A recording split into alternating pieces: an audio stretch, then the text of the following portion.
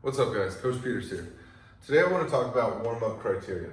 And we really have 5 different categories that we're going to dive into explaining each. And it's important to note that not every warm-up is going to use each and every one of these categories. Specific exercises and specific training programs are going to need more or less of certain things. So it's important to understand each of them and where they might fit in with your own program. The first one is going to be our tissue density.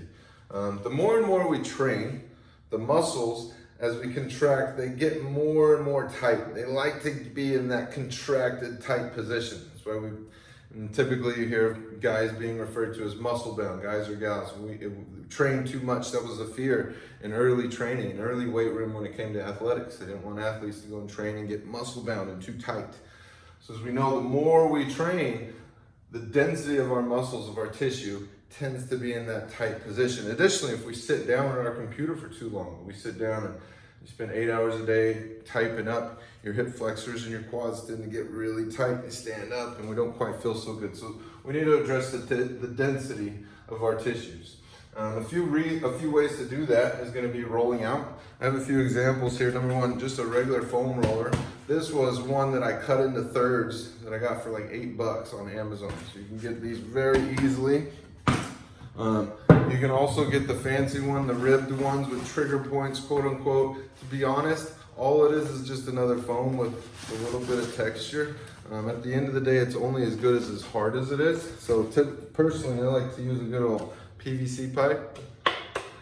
And just put a little tape around it. It's a little stiff and it takes a little time to get used to, but it works quite well. You can also use a number of different implements. There is right here, I got a Theracane. Right, you can buy this for pretty cheap on Amazon as well. Anything that you can dig into it. You can also use just a barbell or any type of weight or a corner of a bench or a chair. They also have So Right now. It is a new little implement they have online that you could look up. That's really incredible, but it's very expensive as well. You can also do some manual therapy, and obviously we know about massages, so just some manual trigger point can also be a good thing. All of those fall within addressing your tissue density before training. We don't want to go and just get right into the weights or right into any type of training, sprinting, jumping, with muscles extremely tight still from the previous training day. Secondly, we're going to address our body temperature. For us to be able to train and for the body to work properly, we need to increase the temperature internally and get the body working. So if we haven't done a whole lot, we can just go out for a nice little walk or obviously jog and stride it out a little bit like we like to do. You can also go through your movements and just do them very light or do them very slow. If you're going to be doing a bunch of squats for the day, get a bunch of 4x10 with no weight on the bar, right? So some of that stuff really light or going really slow. If you're going to do some speed work, just going through the movement positions can be very helpful for that. So our third category within our warm-up is going to be mobility. Now it's important to note that mobility is different than flexibility. Flexibility is defined as a muscle's ability to lengthen, whereas mobility refers to a joint and its ability to go through full range of motion.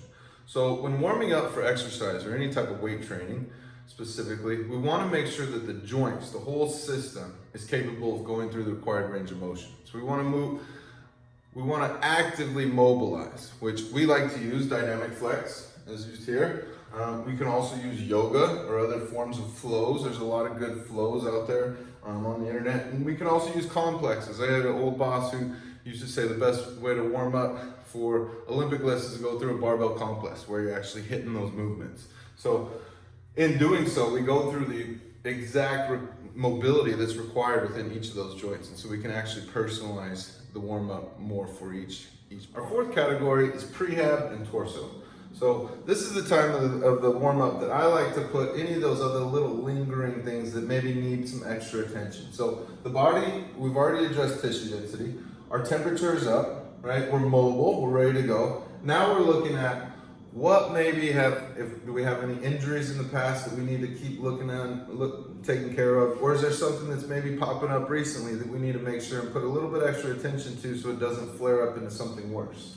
We can also use this time to address our torso, right?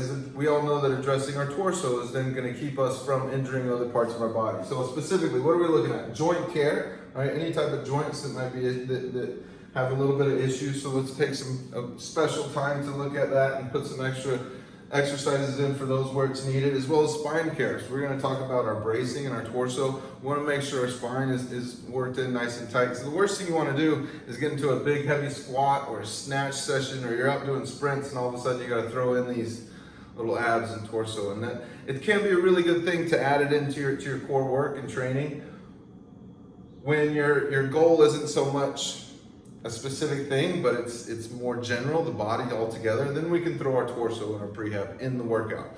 But when we have a specific goal for the workout, let's say I got to really hammer down something special, you don't want to water down your workout too much by putting prehab and torso and other little frilly, eyes closed, single leg, single arm pulley exercises in there. You want to get that stuff in before, get the body ready so that when it's time, you attack the work that's there. Finally, we have activation. So this is the last little thing we want to do before we get into our core work of any type of training session. And essentially all we're trying to do here is activate underactive muscles, or muscles that may be really primarily used in our core work coming up. So what I mean by that is typically when people sit down, right? Let's say you've been sitting at your desk all day at your computer.